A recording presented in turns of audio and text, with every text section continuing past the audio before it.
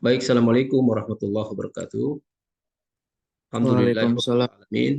Wassalatu wassalamu ala Rasulillah. Terima kasih Anda sekalian atas atensi dan partisipasinya di sore hari ini menjelang berbuka puasa. Alhamdulillah Tuhan masih mempertemukan kita dalam lanjutan perkuliahan mata kuliah hukum ketenagakerjaan di kelas C6. Hari ini kita akan berbicara dan membahas tentang eh, hak dan kewajiban pekerja serta pemberi kerja dan bagaimana mekanisme eh, pemutusan hubungan kerja ya dalam sebuah hubungan kerja yang dikenal di dalam hukum ketenagakerjaan Indonesia. Ya, baik, Anda sekalian saya akan share ya materinya.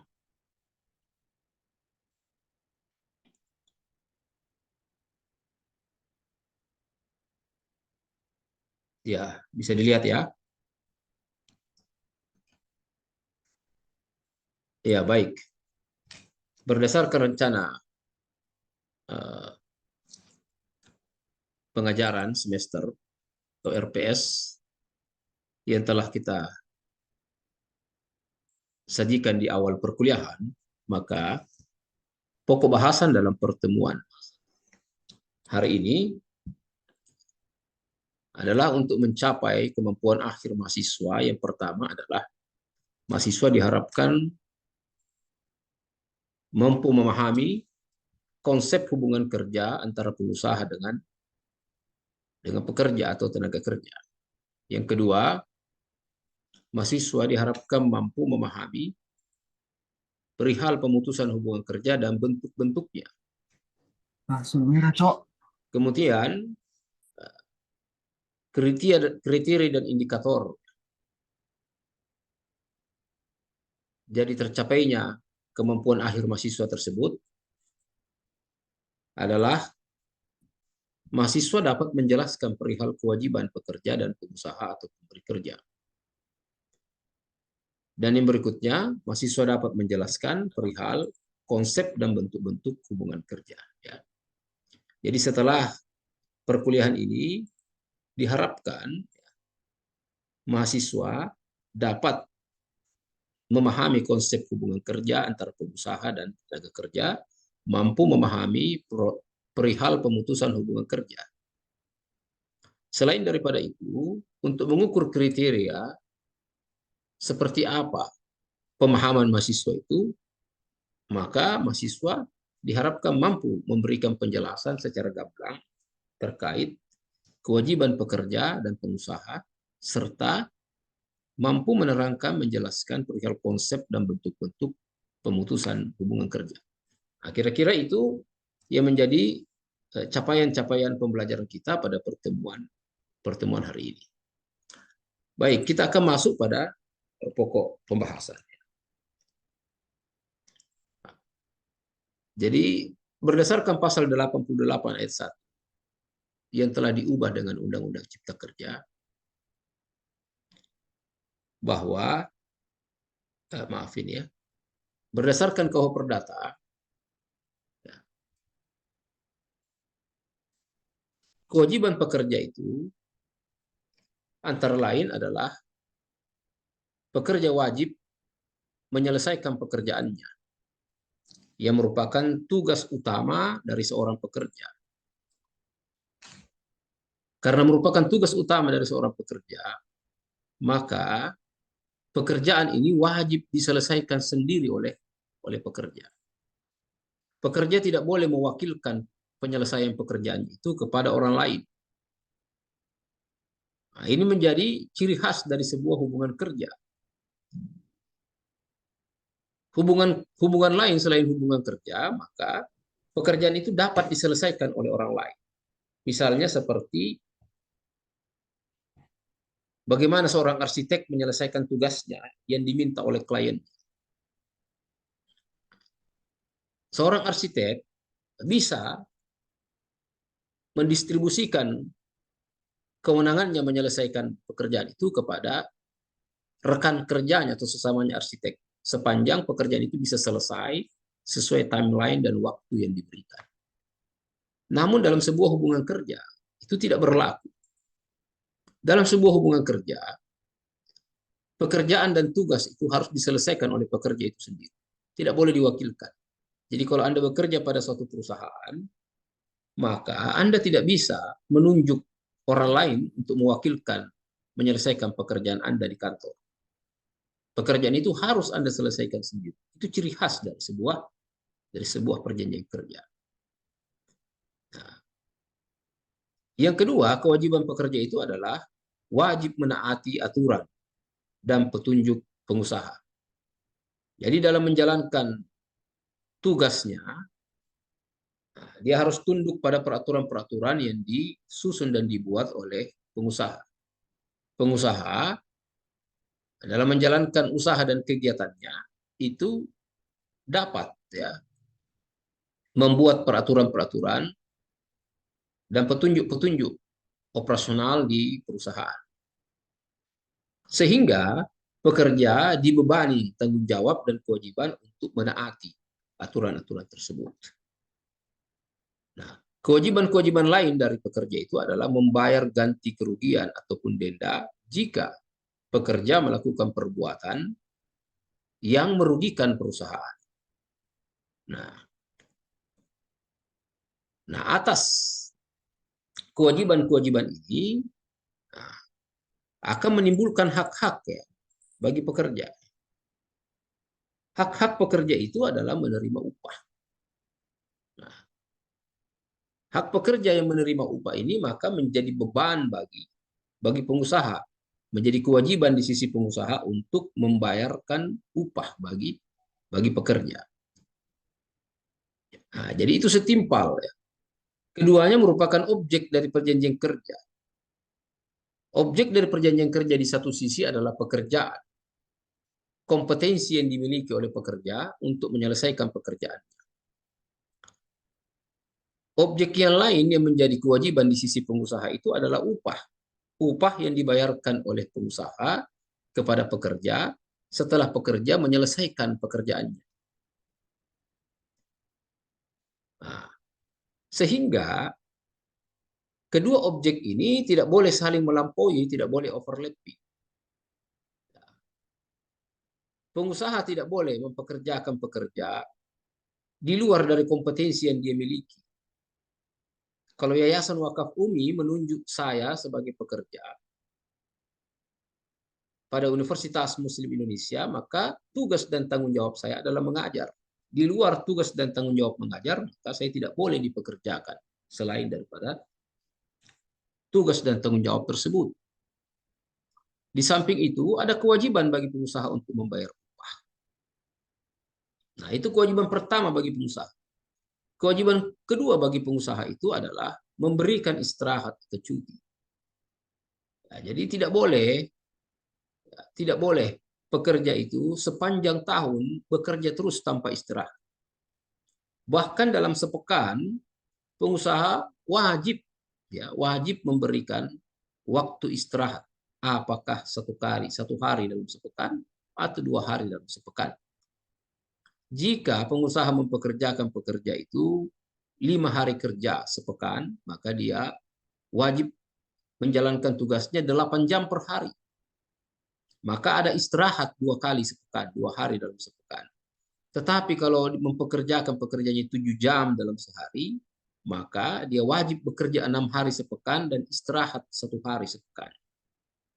Dalam rentang 12 bulan bekerja, maka pengusaha berkewajiban memberikan cuti agar pekerja dapat bisa merefresh kondisinya dan siap untuk bekerja di tahun berikutnya, beristirahat, berlibur bersama keluarga, refreshing, hangout, dan segala macam. Kewajiban berikutnya adalah kewajiban mengurus perawatan dan pengobatan. Nah, ini menjadi tanggung jawab. Sejak di KUH Perdata sudah diatur. Diambil alih lagi di dalam Undang-Undang Nomor 13 Tahun 2003 tentang Ketenagakerjaan. Nah, bahkan diintrodusir dari konstitusi kita. yang disebut dengan jaminan sosial ketenagakerjaan. Jaminan sosial ini merupakan jaminan yang diberikan oleh pengusaha kepada pekerja. Jadi pekerja itu dalam menjalankan tugas dan aktivitasnya tidak lagi memikirkan bagaimana keluarga di rumah. Bagaimana kalau saya sakit? Bagaimana kalau saya meninggal? Bagaimana kalau saya cacat, celaka dalam pekerjaan, kecelakaan kerja? Ya, semua itu harus diberikan jaminan kepada pekerja oleh pengusaha agar pekerja tidak lagi terbebani dengan urusan-urusan perawatan dan lain sebagainya. Nah, sehingga pekerja bisa maksimal menjalankan pekerjaannya.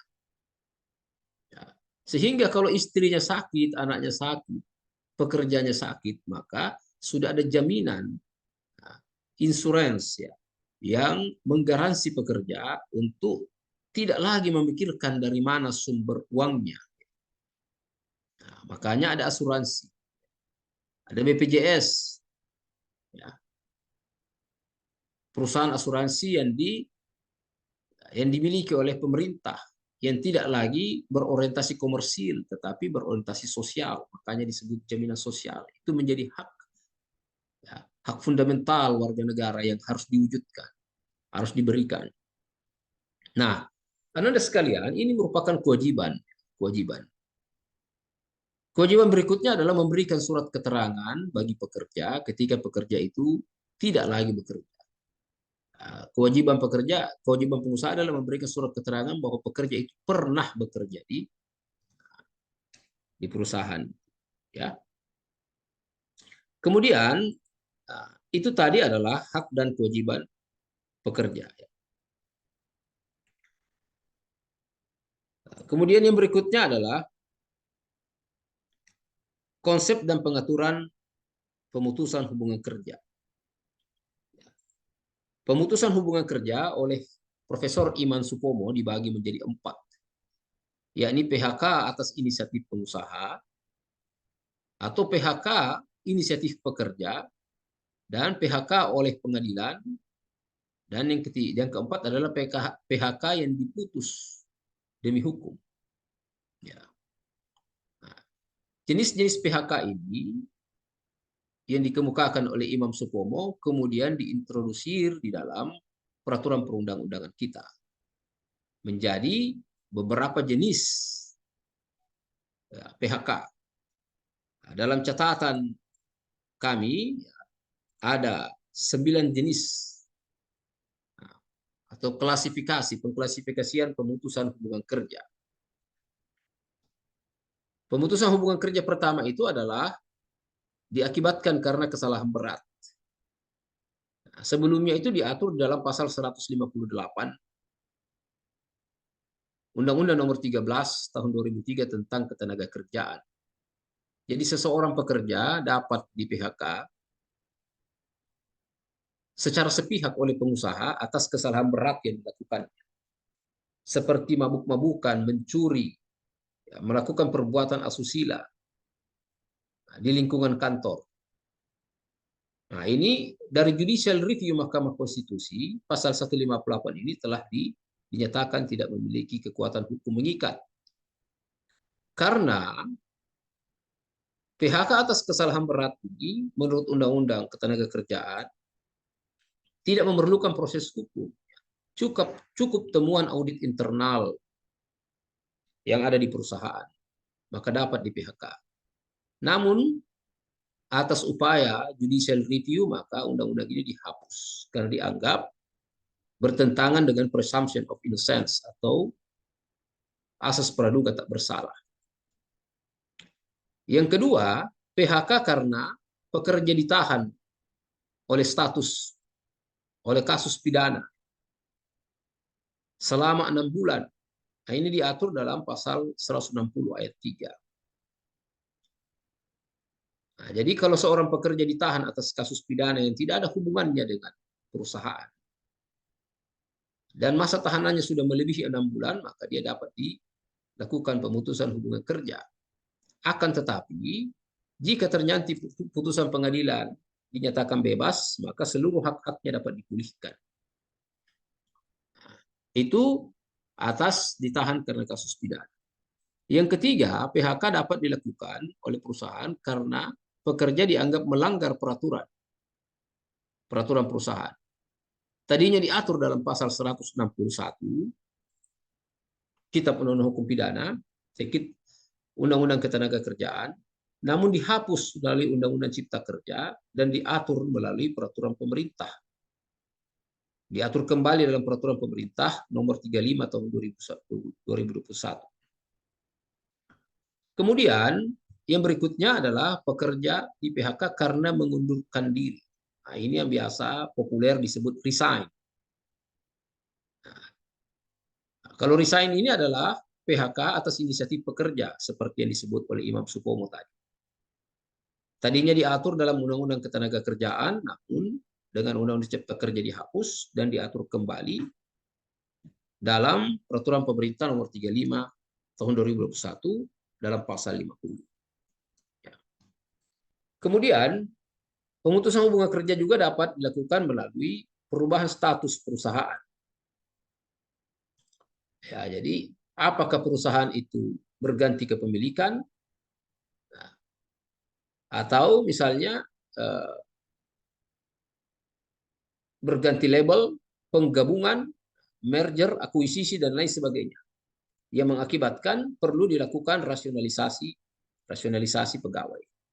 Ini pernah terjadi pada saat merger Bank Syariah milik BUMN antara Bank Syariah BRI, Bank Syariah BNI, dan Bank Syariah Mandiri, mengakibatkan jumlah pegawai yang membengkak dan perlu rasionalisasi pegawai. Perubahan status perusahaan ini kemudian mengharuskan adanya rasionalisasi dan pemutusan hubungan kerja. Nah, ini juga diatur dalam PP nomor 35 tahun 2021 dalam pasal 41 junto pasal 42. Yang sebelumnya juga diatur dalam Undang-Undang Ketenagakerjaan tapi dihapus melalui Undang-Undang Cipta Kerja. Berikutnya PHK juga dapat dilakukan jika perusahaan mengalami kerugian. Ini diatur dalam PP nomor 35 tahun 2001 pasal 44. Ada kerugian yang mengakibatkan perusahaan tidak mampu menjalankan operasional usaha diakibatkan beban gaji pegawai yang besar tinggi. Demikian juga perusahaan pilot itu juga diatur dalam pasal 47 PP nomor 35 tahun 2021.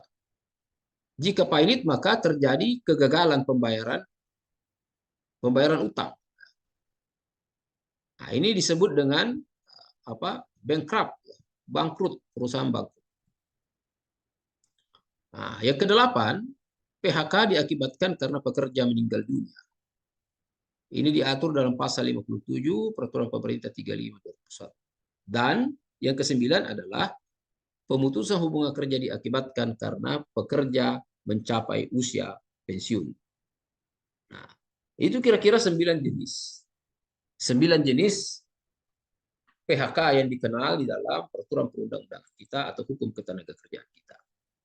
Adapun yang menjadi prosedur pemutusan hubungan kerja. Ya, pemutusan hubungan kerja itu diawali dari surat yang ditujukan kepada pekerja tentang pemutusan hubungan kerja tadi. Ya. Ya. Surat ditujukan kepada pekerja dalam jangka waktu 14 hari kerja ya, sejak keputusan pemutusan hubungan kerja itu diambil.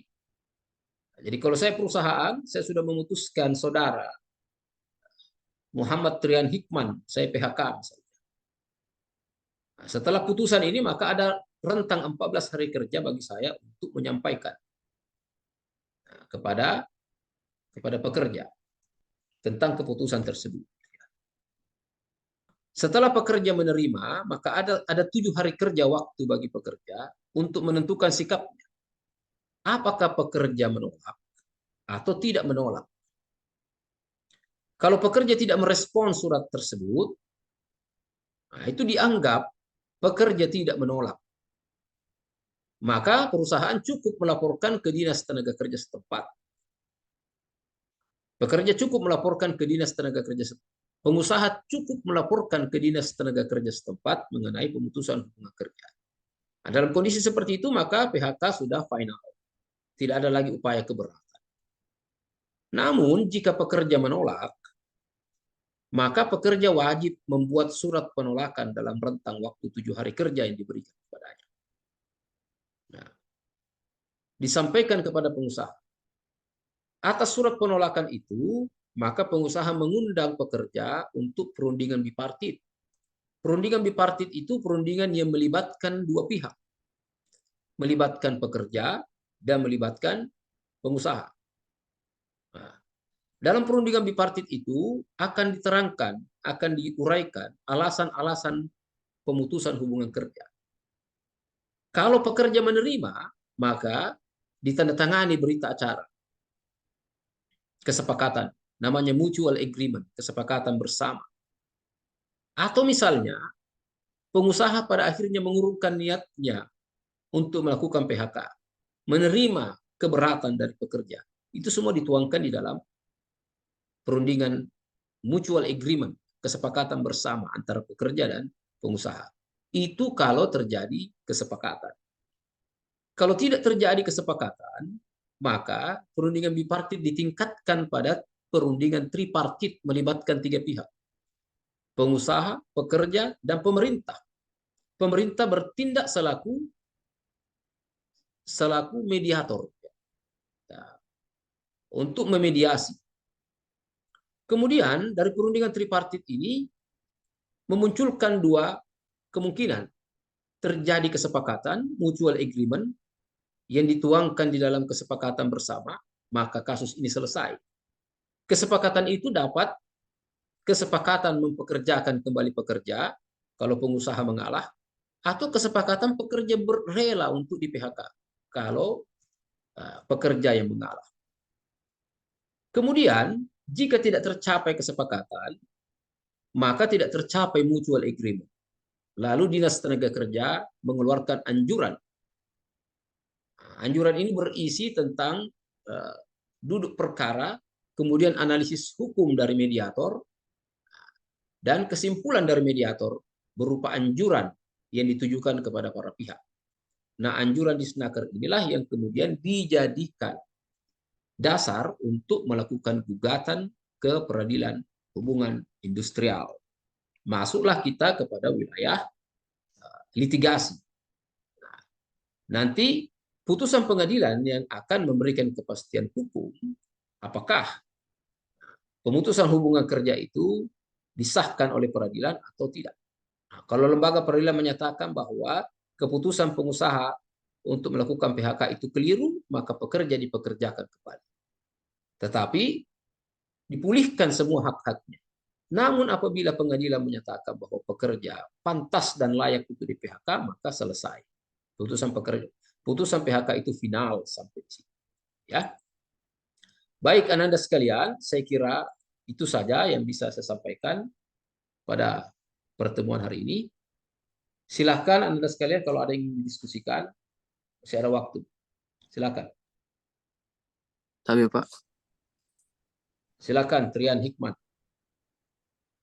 saya Pak mau tanya, Ya. bagaimana Pak kompensasi yang berhak diterima oleh pekerja apabila perusahaan melakukan putusan hubungan kerja, Pak? Dan bagaimana jika pekerja di PHK karena kesalahan berat, Pak? Apakah tetap dapat pesangongan? Sama bagaimana jika terjadi perusahaan tidak memenuhi hak dan kewajiban pekerja tersebut, Pak? Iya. Baik. Ya. Di dalam PP nomor 35 ya, mengatur mengenai adanya pesangon, penghargaan masa kerja, dan uang pisah. Ya. Total keseluruhan dari hak-hak pekerja yang dapat diterima itu tergantung dari seberapa banyak dan seberapa lama masa kerjanya. Semakin lama masa kerjanya, maka semakin besar pula jumlah kompensasi dan pesangon maupun penghargaan masa kerja yang diterima. Seingat saya, kalau saya tidak salah, itu bisa mencapai 19 kali gaji maksimal. 19 kali upah. Ya. Untuk pekerja yang dipekerjakan ya pengalaman kerjanya melebihi 20 tahun. Ya. Jadi PHK karena kesalahan berat awalnya berdasarkan pasal 158 itu tidak berhak atas pesangon penghargaan masa kerja. Akan tetapi pasal 158 sebagaimana yang saya uraikan tadi itu sudah dilakukan judicial review, tidak ada lagi kesalahan berat. Ya. Tidak ada lagi pemutusan hubungan kerja atas dasar kesalahan berat. Ya. Sehingga sepanjang PHK itu atas inisiatif perusahaan, maka perusahaan wajib membayarkan minimal penghargaan masa kerja dan pesangon sesuai dengan masa kerjanya. Kecuali PHK itu atas inisiatif pekerja atau yang biasa kita sebut resign. Kalau resign maka pengusaha terlepas dari kewajiban membayarkan pesangon, penghargaan masa kerja dan uang pisah tadi. Ya. Saya kira itu yang bisa saya berikan jawaban. Silahkan kalau ada lagi.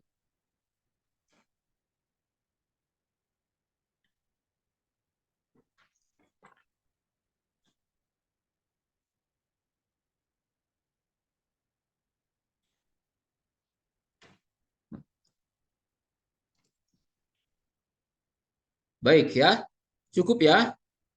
Nah, jadi dari 9 klasifikasi atau jenis PHK tadi, ya, yang menjadi kewajiban pengusaha untuk membayarkan kompensasi berupa pesangon, penghargaan masa kerja itu adalah yang menghilangkan kewajiban pengusaha adalah PHK atas inisiatif pekerja. Pekerja mengundurkan diri, nah itu dia kehilangan hak untuk menuntut pesangon dan lain sebagainya. Ya. Aturan-aturan ini tadinya diatur di dalam Undang-Undang Ketenagakerjaan. Namun dengan Undang-Undang Cipta Kerja itu dihapus. Namun diatur kembali ya, dengan klausul dan ketentuan-ketentuan yang sama di dalam Peraturan Pemerintah Nomor 35 tadi. Akan tetapi ya, ada hal yang kita tidak ketahui sebenarnya. Ya. Dengan menurunkan grading atau level pengaturan dari undang-undang ke peraturan pemerintah, meskipun diatur dengan ketentuan-ketentuan yang sama, ya, tetapi dengan menurunkan level pengaturan dari perundang-undangan selevel undang-undang ke peraturan pemerintah, dengan sendirinya ya, peraturan pemerintah itu dapat direvisi setiap saat oleh Presiden. Berbeda dengan undang-undang. Ya. Undang-undang ini merevisi undang-undang membutuhkan persetujuan rakyat melalui Dewan Perwakilan Rakyat. Jadi pengaturan mengenai pesangon, penghargaan masa kerja ini setiap saat bisa berubah atas inisiatif sepihak dari Presiden, karena hanya dituangkan dalam peraturan pemerintah. Ya. Nah, saya kira itu Anda sekalian yang bisa saya sampaikan. Lebih dan kurangnya mohon maaf. Semoga kita bisa lanjutkan di pertemuan berikutnya dalam kondisi yang sehat. Ramadan kita tidak terganggu. Terima kasih Anda atas perhatiannya. Mohon maaf atas segala kekurangan. Billahi taufiq wal hidayah. Assalamualaikum warahmatullahi wabarakatuh. Waalaikumsalam Waalaikumsalam warahmatullahi wabarakatuh. Pak.